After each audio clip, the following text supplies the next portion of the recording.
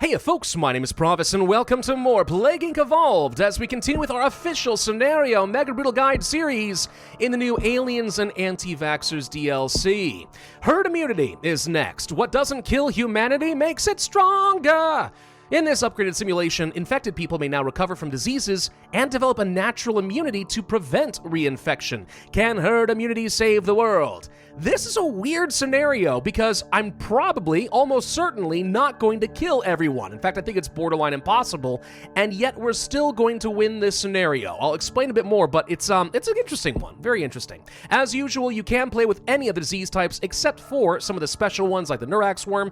I'll go ahead and play with a generic bacteria because it's more important you understand how the scenario works, and then you can pick and choose which is your favorite, which will get you the highest score. We'll go for ATP boost, Darwinist, Aquasonic Streamophile, and Symptostasis, Mega Brutal, and sure, infection condition, why not? Alright, so in this simulation, infected people may now recover from diseases and develop a natural immunity. Basically, if someone is infected and they do not die quickly enough, eventually they will count as a recovered person. Your goal is to have infected everyone on the planet at least once. Whether they die or not, that's not actually that important. It's good for a score, it's good for generating DNA, but it's not strictly necessary. As long as they've been infected and the entire world is either dead or recovered, we can say that you did your job. Honestly, odds are pretty good. You'll only be able to kill about a third of the planet before everything comes to an end. Unless you got a really good strategy, in which case I would absolutely love to see that. Otherwise, you're going to play this more or less the same as usual. Here's the real downside of the scenario, though. So it's kind of like the necrovirus in that you'll have the population divided up into dead and zombies. As long as everyone's infected, you win, right? Well, in this case, they're not zombies, they're alive, which means they're still contributing to the cure. So in that way, you could say that this scenario is a little bit tougher because, well, they'll actually be working on that cure pretty aggressively still.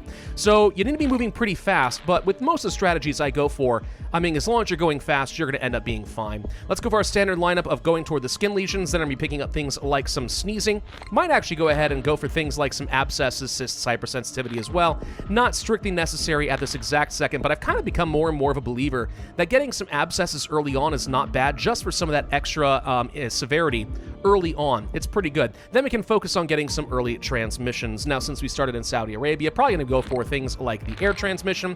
You all know I'm a big fan of that. The mutation chance, of course, isn't so bad, and considering speed is of the essence, it's not even a bad idea to go for things like livestock, like birds and stuff pretty early on if you want to.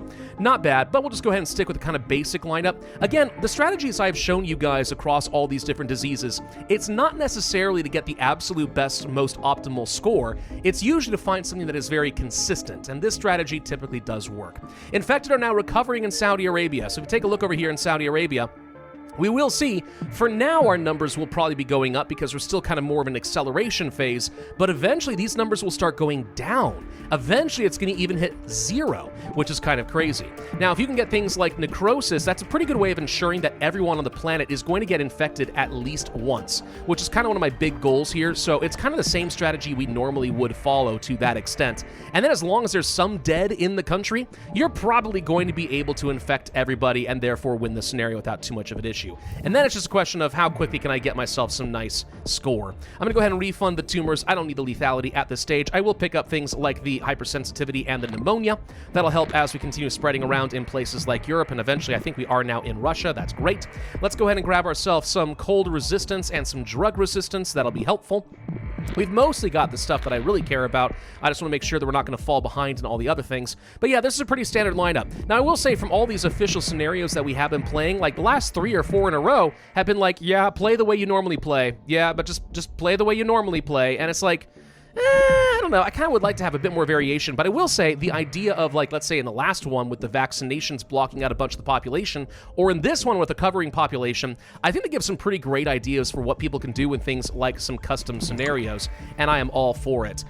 We could go for things like necrosis kind of early on, could go for that coma. Very tempted to go for the coma, to be honest, but that extra severity could become a problem. Let's go ahead and grab ourselves a couple levels of livestock transmission since we are still spreading kind of slowly in Russia. Could go for the extreme bioaerosol. Gonna hold off on that. Don't think I need to right now. Tempted to go for something like the necrosis now. What are we missing? New Zealand, Caribbean, and Greenland. Okay, so let's keep an eye on some of those. Not spreading fast in places like, are we even in Mexico? No, we're not even in Mexico. Yeah, our spread kind of sucks. So let's go ahead and grab some birds. That should speed things up quite a lot. There we go. Now we're getting a few places that I cared about. Got into Greenland. There's New Zealand. That's everything we care about. Boom. See, that solved the problem. Go for necrosis. Go for the coma. Start working toward that total organ failure. Now, notice here, the numbers for infected are still going up, but if we go to Saudi Arabia, it's going down substantially by hundreds of thousands per day, which is interesting. So now it's really going to be a question of how quickly can we kill people? How many can we kill before this is the end? I'm pretty confident we're going to be able to infect the entire world.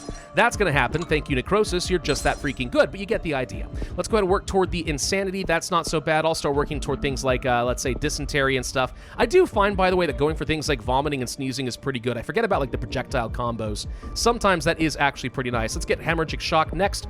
That cure is going, but, like, to be honest, this scenario is going to be over long before we're able to get to this point. I just need to have everybody be infected, and we're going to be just fine. Systemic infection, immune system, does any of this actually matter? Not really. At this point, all that really matters is just going ahead and grabbing scores. So let's grab a couple of the genetic reshuffles, setting things back a little bit.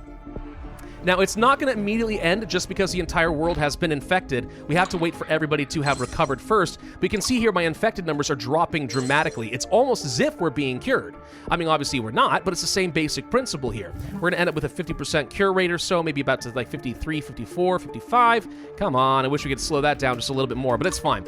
Either way, though, that's it. No one's infected, and yet it is still victory, because the entire world has either been killed by the disease or they recovered from the disease. We got 3 stars. Holy crud, I did not actually expect to pick that up. Sweet! 311 days, 58% cure progress, 73,065 points, 3 freaking stars.